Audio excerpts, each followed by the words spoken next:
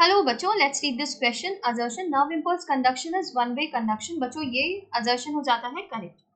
जब आप nerve impulse transmission पढ़ते हैं तो आप ये देखते हैं impulse is transmitted from one neuron to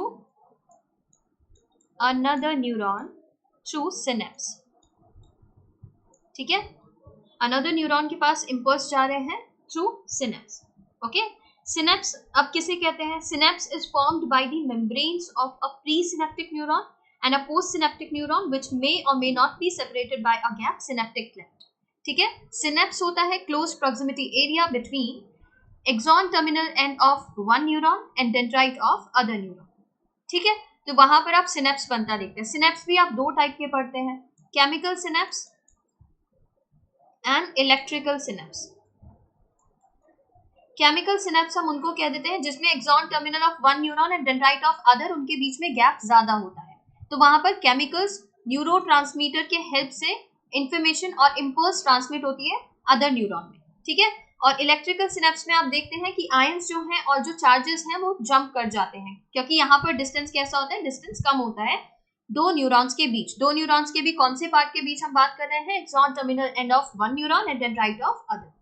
तो यहाँ पर जो नर्व इम्पल्स कंडक्शन आपको मिलता है वो वन वे कंडक्शन मिलता है. आप जानते हैं एक्सॉन टर्मिनल से सिनेप्स के थ्रू कहां पर जाती है इम्पल्स? डेंड्राइट.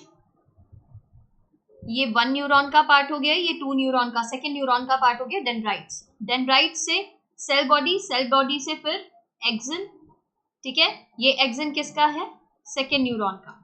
फिर एक्सिन टर्मिनल, एक्सिन टर्मिनल ये सेकेंड न्यूरॉन का एक्सिन टर्मिनल है. और फिर एक्सिन टर्मिनल से किसके पास जाएगी? Dendrite of third neuron, dendrite of third neuron. ठीक है, इस तरीके से आप देख रहे हैं एक ही डायरेक्शन में हो रहा है, वन वे कंडक्शन आपको मिल रहा है. तो यहाँ पर ये बिल्कुल करेक्ट हो जाता है. रीजन में दिया है neurotransmitters are only present at axon terminal. ये बिल्कुल करेक्ट है बच्चों, क्योंकि न्यूरो ट्रांसमीटर कहाँ पर प्रेजेंट है? एक्सॉन टर्मिनल में प्रेजेंट है. और एक्सॉन टर्मिनल में प्रेजेंट है तो वहां से रिलीज होंगे, रिलीज होते हैं सिनेप्टिक क्लेफ्ट में, फिर अपने रिसेप्टर से बाइंड करते हैं, जो रिसेप्टर मिलते हैं डेंड्राइट पे. तो यही रीजन है कि आपको वन वे कंडक्शन मिल रहा है. ठीक है, तो यहाँ पर असर्शन भी करेक्ट है, रीजन भी करेक्ट है. और रीजन करेक्टली क्या कर रहा है? एक्सप्लेन भी कर पा रहा है असर्शन को कि क्यों वन वे कंडक्शन आपको मिल रहा है, क्योंकि न्यूरोट्रांसमीटर प्रेजेंट ही एक्सॉन टर्मिनल में होते हैं. एक्सॉन टर्मिनल में भी कहां पर? ये जो इस तरीके से एक्सॉन टर्मिनल बल्ब आप बनाते हैं ना, उसमें सिनेप्टिक वेसाइकल्स होती है. उन सिनेप्टिक वेसाइकल्स में फिल्ड होते हैं आपके न्यूरोट्रांसमीटर.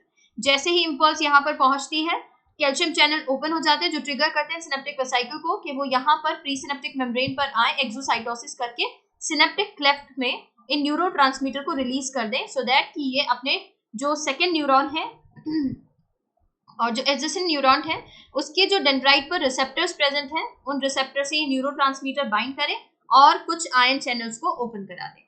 ठीक है, तो यहाँ पर दोनों करेक्ट है, करेक्टली एक्सप्लेन भी कर पा रहे रीजन असर्शन को. Both assertion and reason are true and reason is the correct explanation of assertion. Option 1 यहाँ पर करेक्ट है, अदर ऑप्शंस को आप एलिमिनेट कर सकते हैं. इसके regarding information NCERT page number 234 पर गिवन है. Thank you.